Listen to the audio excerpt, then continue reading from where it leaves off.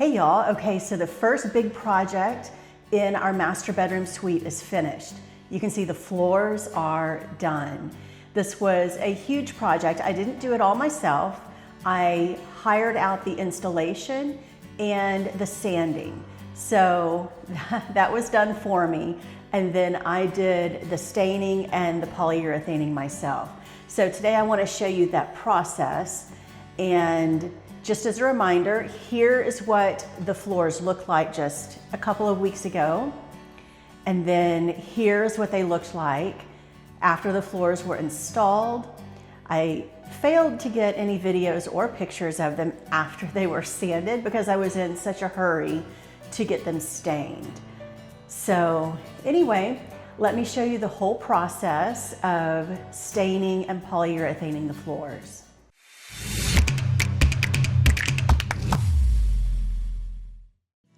The first thing that I did was use Minwax pre-stain conditioner on the floors. And the reason that I decided to do this is because my floors are red oak. So it has some pretty dark and wild grain to it. And I wanted the conditioner to even out that grain. Plus, when I stained the floors in the rest of the house about 8 years ago, I used pre-stain conditioner then as well. And so I wanted to follow the exact steps that I did before in hopes that these floors would be as close to the rest of the house as possible. I used a staining sponge to apply this conditioner. I found the sponge at Lowe's and it really went on pretty fast. This was a pretty fast step. I worked as quickly as I could because once the pre-stain conditioner goes on the floor, you're supposed to stain it within 2 hours. And I had 2 bedrooms and a foyer that had to be done. So I worked at a pretty good pace and I actually had plenty of time.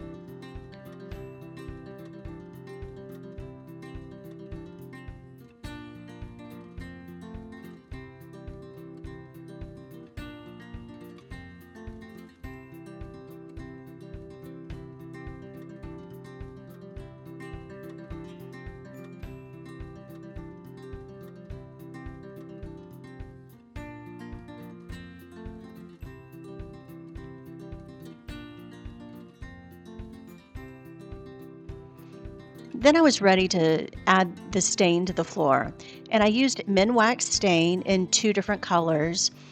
I made a mixture that was 50% dark walnut and 50% special walnut and mixed that together really well in a bucket. And then I applied the stain to the floor using another staining sponge. I applied the stain in rows that were about 18 inches, maybe 2 feet, going the entire width of the room. And once I had the stain applied, then I went back and just wiped off the excess using some rags. I just bought a big bag of white rags from Lowe's so that I could use it to wipe off the excess stain from the floor.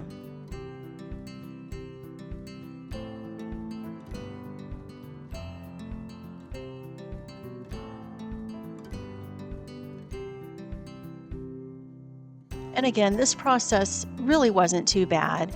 You can buy applicators to apply stain to the floor so that you can stand up for the process, but you still have to get down and wipe off the excess. So I decided just to do the whole process on my hands and knees. It really wasn't that bad.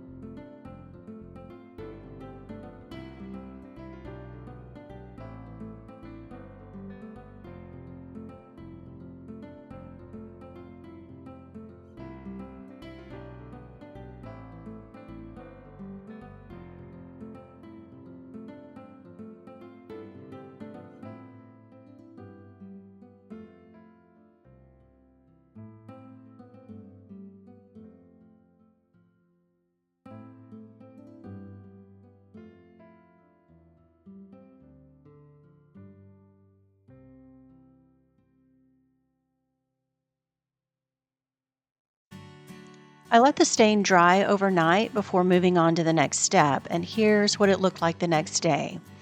The color was really pretty, but you can see how dark that grain is, and I didn't really want the grain showing quite that much. Also, I wanted to deepen the color a little bit, so I would take care of that in the next step.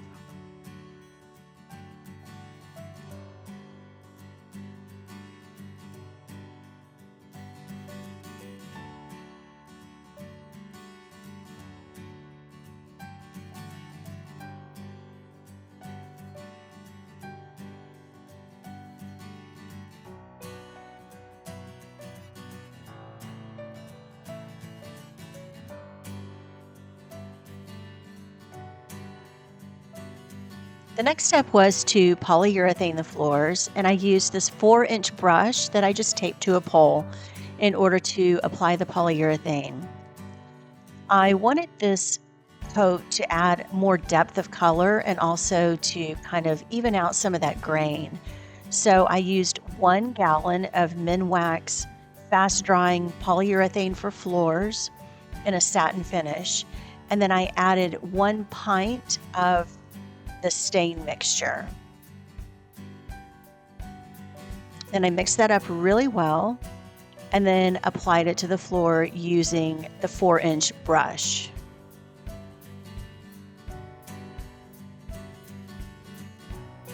And again, you can use an applicator to apply polyurethane, which I probably would have done if I were just using clear polyurethane.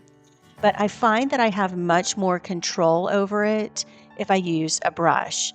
And because I had added color to the polyurethane, I really wanted as much control as possible. So the brush allowed me to blend in and feather in the new areas with the previous areas without leaving any color buildup. It was definitely a slower process using a brush, but I think that it was worth it.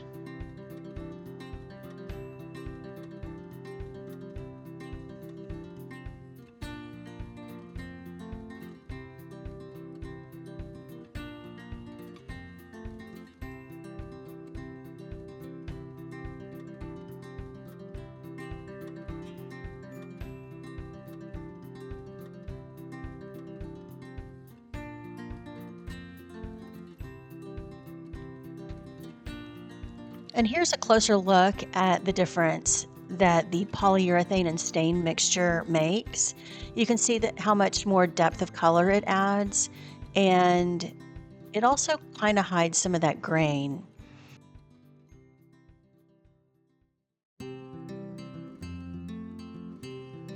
I ended up doing 2 coats of the stain and polyurethane mixture, and here is what the floors looked like after both coats had been applied. I waited about 6 hours between coats and then gave it another 8 hours or so to dry. My floors are it's a little hard to tell the color because it's so reflective, and so literally everything just reflects off of it. The doors, the paint swatches that I have painted on the walls, the lights, the stripes on the walls, everything reflects. But as I walk around, I think you can get a good idea of what the true color of the floors is. I was very pleased with how they turned out, but I wasn't quite finished yet.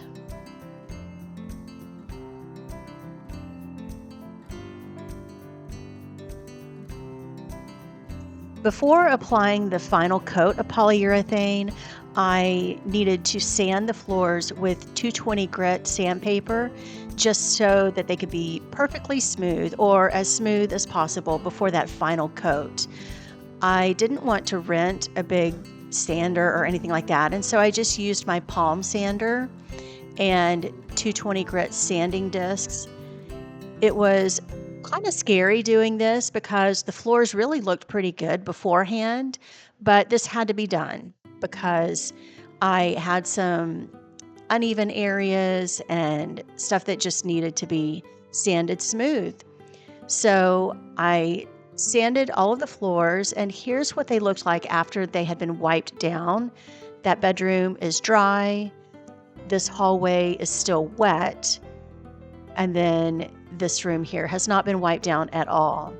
So it really is important to pay attention to the color when you're wiping it down with a wet rag, because that's really going to give you an idea of what the floor will look like once that final coat of polyurethane goes on. But here's what they looked like after they had been wiped down and were dry and ready for that last coat of polyurethane.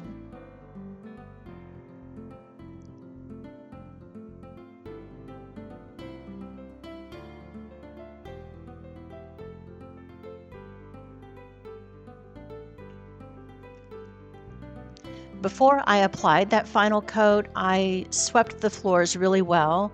I have a dog that sheds a lot and a cat who also sheds, and so it was really impossible to get every single piece of fur off of the floors, but I did the best that I could. And then I applied that final coat of polyurethane using the same brush. Again, I had bought an applicator pad, but this polyurethane is a little thicker and stickier than I remembered it being the last time I used it. And so I just decided to go ahead and apply it with a brush, just again so that I could have more control over the application.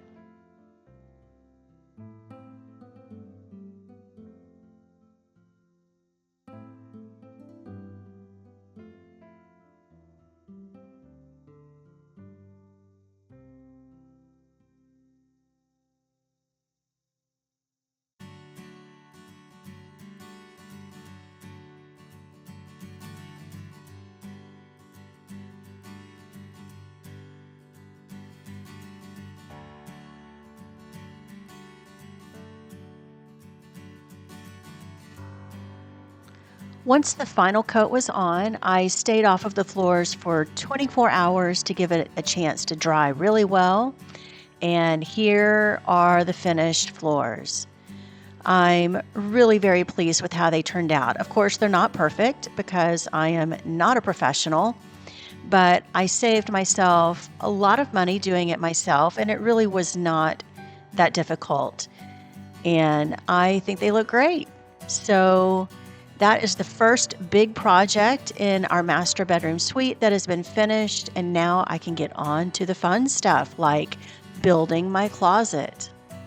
This is the room that needs the most lighting. Right now it just has one small little light in there, so it's really dark, but the rest of it is pretty well lit, so you can get a good idea at what those floors look like.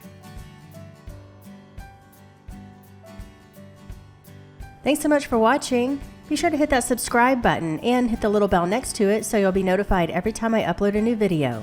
And of course, you can always find me and my latest projects over on addicted2decorating.com. See you next time.